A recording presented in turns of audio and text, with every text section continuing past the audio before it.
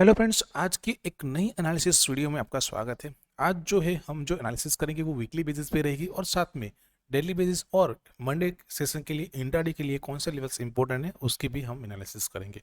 तो फर्स्ट यदि हम देखा जाए तो एंड ऑफ द वीक में जो निफ्टी ने जो क्लोजिंग दी वो क्लोजिंग मिली 25,114 की क्लोजिंग है, जो लास्ट क्लोजिंग से 108 पॉइंट प्लस में जाके क्लोज किया है। जबकि बैंक निफ्टी ने जो क्लोजिंग दी है वो 54,809 की क्लोजिंग है, जो लास्ट क्लोजिंग से 139 पॉइंट प्लस में जाके क्लोज किया बैंक निफ्टी ने। यानी कि वापस दोनों इंडेक्स के अंदर एंड ऑफ द वीक में हमें अच्छे खासे पॉजिटिव साइड जो है क्लोजिंग देखने को मिली हुई है।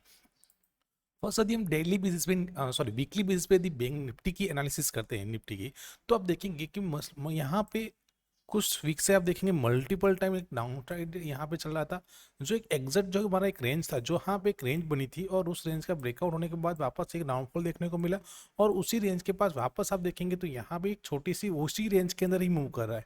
ठीक है, उसी रेंज के अंदर अभी भी निफ्टी मूव कर रहा है। यानी कि हमारे लिए जो इम्पोर्टेंट जो रेंज है, जो क्लोजिंग चाहिए वो हमारे लिए क्लोजिंग चाहिए कि अभी इस रेंज के ऊपर। अदरवाइज हम देख सकते हैं इस क्लोजिंग इस लेवल के ऊपर क्लोजिंग चाहिए, जो है 25,200 का हम राउंड ऑफ लेवल देख सकते हैं। यानी कि यदि नेक्स्ट वीक वीकली बेसिस पे यदि इस लेवल के ऊपर क्लोजिंग मिल जाती है तो फिर से इस हाई को टेस्ट कर सकता है और फिर से ये जो ऑल टाइम हाई लगाया है उसको रिटेस्ट कर सकता है बैंक निफ्टी वीकली चार्ट के अंदर। यदि एज पर फिबोनाची लेवल भी देखते हैं यहाँ से यहाँ का, तो भी देखेंगे एग्जैक्टली उसी लेवल के पास ही हमारा जो है स्ट्रॉन्ग यहाँ पे लेवल अवेलेबल है, 0.5 और 0.618 लेवल। ठीक है, तो ये लेवल हमारे लिए बहुत ही इंपॉर्टेंट, यानी कि यहाँ से एक डाउनफॉल भी देखने को मिल सकता है और यदि ये लेवल ब्रेकडाउन करके सस्टेन कर जाता है तो फिर से ये लेवल को रिटेस्ट कर सकता है, जो है 25,670 के आसपास का लेवल है। तो ये जो लेवल्स है जो वीकली चार्ट पे ध्यान रखना हमें ज़रूरी है। ठीक है, जबकि बैंक निफ्टी में देखा जाए वीकली चार्ट के अंदर तो यहाँ पे भी एक बड़ी सी गिरावट देखने के बाद वापस 2 वीक से यहाँ पे भी पॉजिटिव साइड क्लोजिंग मिल रही है। लेकिन हमारा जो प्रीवियसली ऑल टाइम हाई था ये लेवल था, जब इस लेवल के ऊपर यहाँ पे ब्रेकआउट हुआ तो यहाँ पे भी एक रेंज बना था और रेंज बनने के बाद फिर एक अच्छी मूवमेंट देखने को मिली। तो एक्चुअली आप देखिए यहाँ पे एक छोटा सा रेंज बना, फिर ब्रेकडाउन देखने को मिला, वापस उसी लेवल के ऊपर आके सस्टेन किया हुआ है। ठीक है, लेकिन यदि हम एज पर फिबोनाची लेवल यहाँ पे छोटा सा निकालते हैं, क्योंकि ये हमारा लोअर हाई है और यहाँ पे ये लोअर लो फॉर्मेशन है। ठीक है, तो हमारे लिए अभी जो लेवल्स इंपॉर्टेंट कौन सा लेकर आता है, 55,200 के आसपास का लेवल है। यानी इस लेवल के ऊपर सस्टेन कर जाता है तो फिर से ये भी और जो ऑल टाइम हाई है उसको रिटेस्ट कर सकता है बैंक निफ्टी वीकली चार्ट के अंदर। तो ये लेवल को ध्यान रखना भी यहाँ पे ज़रूरी है। ठीक है, अभी हम चलते हैं डेली चार्ट पे फर्स्ट बैंक निफ्टी के और वहां देते हैं डेली चार्ट के अंदर भी कौन से लेवल से इंपॉर्टेंट। तो डेली चार्ट में देखा जाए तो यहाँ पे एक अच्छी खासी रेंज बनी थी और रेंज बनने के बाद अच्छी खासी ब्रेकआउट देखने को मिला, फिर से यहाँ पे भी एक छोटी सी रेंज बनी, फिर से ब्रेकआउट देखने को मिला और वापस उसी यहाँ पे भी एक रेंज के अंदर मूव कर रहा हुआ है। तो अभी हमारे लिए स्ट्रॉन्ग जो सपोर्ट लेवल है यदि डेली बेस पे चार्ट देखा जाए तो वो अराउंड वो यहाँ पे ये लेवल है, जो है 55,000 से लेके 55,100 का लेवल है। यदि इस लेवल के ऊपर सस्टेन कर जाता है तो फिर से इस लेवल को रिटेस्ट कर सकता है बैंक निफ्टी। ठीक है, लेकिन यदि हम साथ में यहाँ पे देखते हैं तो ये ट्रेंड लाइन को यदि हम फॉलो करते हैं यहाँ पे, तो यहाँ से आप देखेंगे तो एग्जैक्टली जो लेवल्स निकल के आते हैं वो नियर बाय वही लेवल है। यानी कि हमारे लिए दो इंपोर्टेंस लेवल रहेगा, ये लेवल भी रहेगा और दोनों का यदि लेवल ब्रेकडाउन होकर कम से कम 2 से 3 दिन सस्टेन कर जाता है तो फिर यहाँ से एक अच्छी मूवमेंट देखने को मिल सकती है बैंक निफ्टी के अंदर डेली चार्ट के अंदर। ठीक है, अभी हम चलते हैं निफ्टी के डेली चार्ट के अंदर। निफ्टी में भी देखा जाए तो यहाँ पे भी एक अच्छी खासी मूवमेंट देखने को मिली थी, यानी कि एक डाउनफॉल देखने को मिला था। ठीक है, उसके बाद एक रिकवरी देखने को मिली, वापस उसी लेवल को फिर से रिटेस्ट किया गया। यानी कि जो यहाँ पे एक डिमांड जनरेट हुई थी वापस वही डिमांड लेने के लिए निफ्टी यहाँ पे आया था और वापस यहाँ पे भी। अब यहाँ पे क्या है, ये जो कैंडल फॉर्मेशन हुई थी वो एक सप्लाई है, यानी कि यहाँ से हो सकता है कि सपोर्ट ले और फिर से एक डाउनफॉल थोड़ा सा देखने को मिले।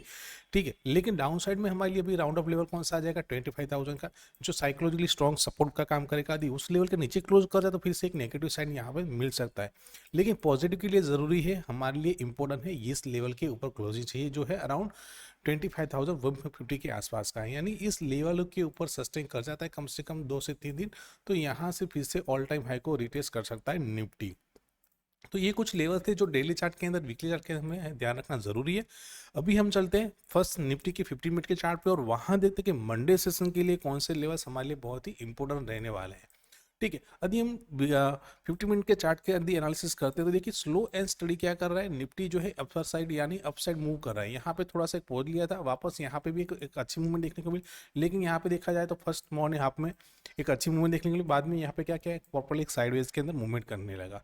तो हमारे लिए अभी जो निकल के यहाँ पे जो इम्पोर्टेंस निकल जो लेवल्स निकल के आते हैं उसके हिसाब से देखा जाए तो हमारे लिए ये कैंडल का फॉर्मेशन बहुत ही इंपॉर्टेंट रहने वाला है, और डाउन साइड में ये लेवल बहुत ही इंपॉर्टेंट रहने वाला है।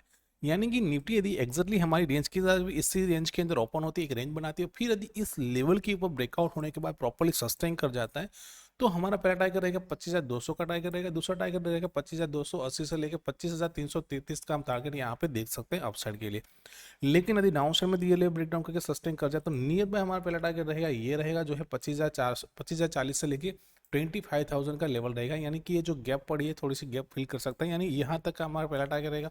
यहाँ पे क्या प्राइस एक्शन बनता है, कोई प्रॉपर एक रेंज बनता है, और रेंज बनने के बाद यदि ये लेवल ब्रेकडाउन करके सस्टेन करता है तो फिर हमारा टारगेट जो निकल के आएगा वो रहेगा 24,900 से लेके 24,850 तक का हम टारगेट डाउन साइड में देख सकते हैं निफ्टी के अंदर।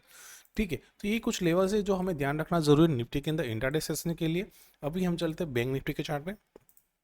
बैंक निफ्टी भी देखा जाए तो यहाँ पे एक अच्छी खासी रेंज बनी थी सेकंड हाफ के अंदर देखा जाए तो हमारे लिए जो अभी यहाँ पे इंपॉर्टेंट है वो फर्स्ट कैंडल की हाई इंपॉर्टेंट है, और दूसरा जो हमारे लिए बहुत ही इंपॉर्टेंट रहने वाला है वो ये लेवल्स बहुत ही इंपॉर्टेंट रहने वाला है।